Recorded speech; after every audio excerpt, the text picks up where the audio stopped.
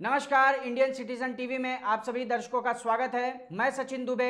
एक नजर बुलेटिन की मुख्य खबरों पर। अर्नब गोस्वामी को नहीं मिली मुंबई हाई कोर्ट से राहत। आमदार राम कदम ने मंत्रालय के गेट के सामने भूख हड़ताल शुरू कर दी। मीरा रोड के कांग्रेस नगर सेवक बैठे उपोषण पर। मुंबई के मरोल में हुआ हजारों लीटर पानी बर्बाद। रिपब्लिक भारत के प्रधान संपादक अर्नब गोस्वामी की मुसीबतें कम होती हुई नहीं दिखाई दे रही हैं। अदालत से भी उन्हें किसी भी तरह की राहत नहीं मिल रही है।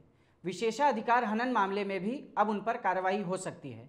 इस मामले की सुनवाई के लिए बनी समिति ने अब तक अर्नब गोस्वामी को आधा दर्जन से ज़्यादा नोटिस भेज चुकी है, जिसका अर्नब गोस्वामी ने अभी तक जवाब नहीं दिया है। पेश है हमारे वरिष्ठ सहयोगी संतोष तिवारी की रिपोर्ट। कभी लोगों के लिए आफत का सबब बने रिपब्लिक भारत के संपादक अर्नब गोस्वामी पर अब आफत का पहाड़ टूट पड़ा है। आर्किटेक्ट अन्वय नाइक आत्महत्या मामले में गिरफ्तार अर्नब गोस्वामी को अपनी एक रात सरकारी स्कूल में, जिसे कि एक जेल के रूप में रखा गया है, वहां पर गुजारनी पड़ी। इस बीच उनकी वकील लगातार जमानत की कोशिश करते रहे, लेकिन अब तक उनको कोई राहत नहीं मिल पाई है। पहले मजिस्ट्रेट कोर्ट में जमानत की अर्जी दी गई और उसके बाद बॉम्बे हाई कोर्ट में भी गुहार लगाई गई, लेकिन बॉम्बे हाई कोर्ट ने साफ कर दिया कि जब तक इस मामले में पूरी सुनवाई नहीं हो जाती, अर्नब गोस्वामी को कोई अंतरिम राहत नहीं मिल सकती है।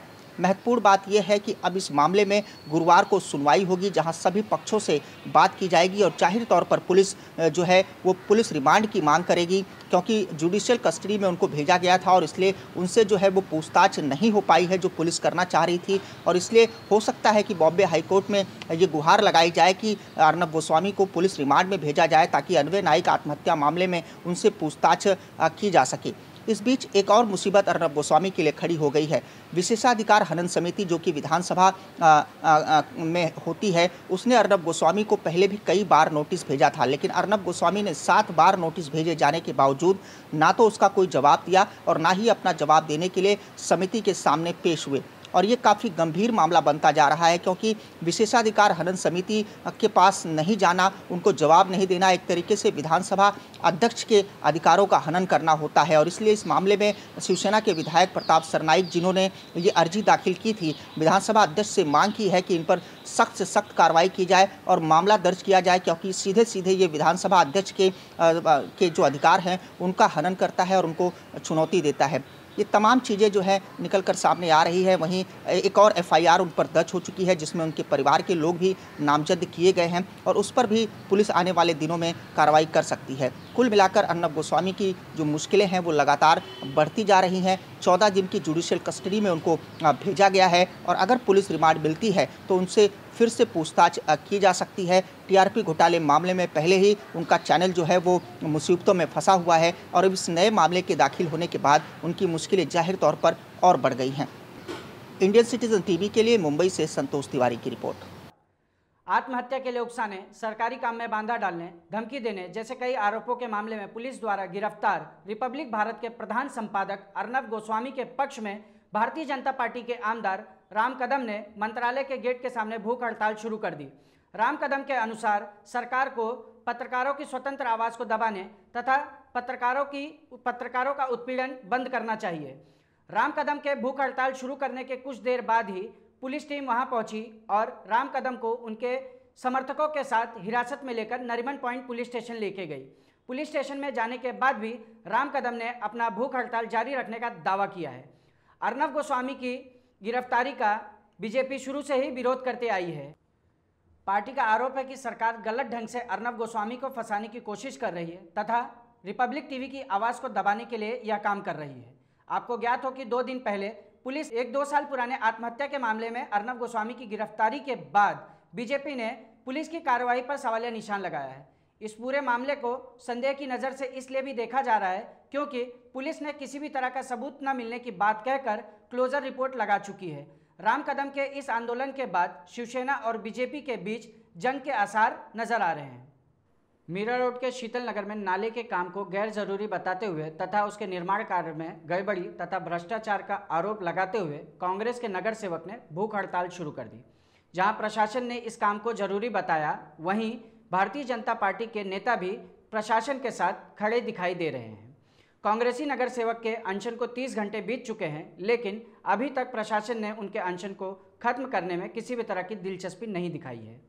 राजीव मेहरा के अनशन को समर्थन देने कांग्रेस के कदावर नेता मुजफ्फर हुसैन भी धरना स्थल पर पहुंचे और उन्होंने भी सत्ताधारी बीजेपी को निशाने पर लिया।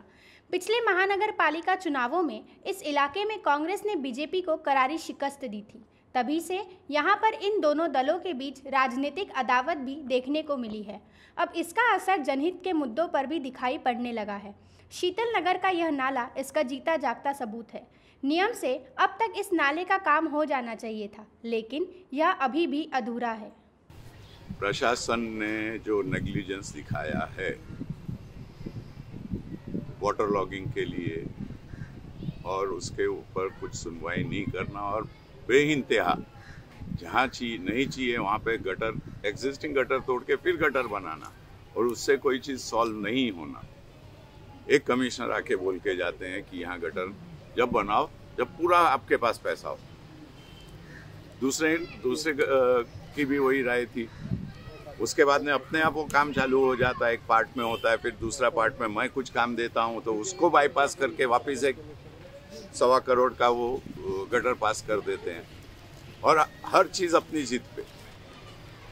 उस गटर से कुछ फायदा होने वाला है कहीं पे, शीतल नगर हो या शांति नगर हो, दोनों तरफ के लोग टैक्स भरते हैं और दोनों तरफ लोग ग्राउंड फ्लोर पे रहते हैं और दोनों तरफ में लोगों को पानी जो घर में बारिश में आता है उसकी प्रॉब्लम है। कुछ सोचे समझे बगैर इन्होंने जो काम किया और हाउस में भी बोलने के बाद इन्होंने एक मीटिंग नहीं ली, एक बार नहीं हमको बुलाया।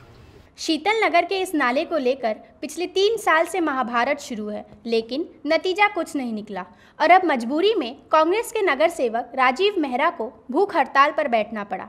राजीव मेहरा का आरोप है कि प्रशासन मनमानी करता है और उनकी कोई भी बात नहीं सुन रहा।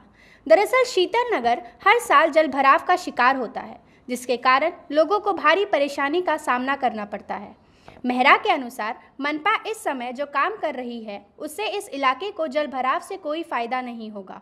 मनपा और कांग्रेस के नेताओं की खींचतान के कारण इस गटर का काम एक लंबे समय से अधर में अटका है। इस गटर में आने वाली समस्याओं को निपटाने के लिए कई मनपा आयुक्त मौके का मुआयना कर चुके हैं, लेकिन वह भी इसका हल खोजने में सफल नहीं हुए। बिल्कुल ये सत्ताधारियों की नाकामी है, बीजेपी की नाकामी है जो यहाँ पे सत्ता में बैठे हैं। अंडरग्राउंड ड्रेनेज सिस्टम पूरे शहर में बन के तैयार हो गया है, मगर आज तक तो वो चालू नहीं किया गया है। कहीं पे चालू किया गया तो वहाँ पे लोग उसमें गिर के मर गए। मैंग्रोव्स को नष्ट किया गया है, उसके ऊपर इमारतें बनाई गई है, मगर प्रशासन ने अपनी आंख बंद करके रखा हुआ है। ये बहुत ही दुर्भाग्यपूर्ण बात है कि इस तरह का प्रशासन बीजेपी का राज में यहाँ पर चल रहा है। राजीव मेहरा का दावा है कि वासियों का समर्थन प्राप्त है और अब वह इस मामले को अंजाम तक ले जाएंगे।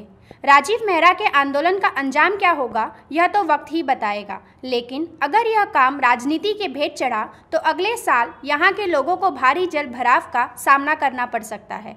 मुंबई के मरोल मारवा रोड पर स्थित अशोक नगर के पास गुरुवार शाम को एक 72 इंच की पानी की पाइपलाइन फट जाने के कारण हजारों लीटर पानी बर्बाद हो गया। स्थानीय लोगों ने इसकी सूचना मुंबई महानगर पालिका को दे दी, जिसके कुछ समय बाद मुंबई महानगर पालिका की टीम ने आकर वॉल की दुरुस्ती का काम शुरू कर दिया।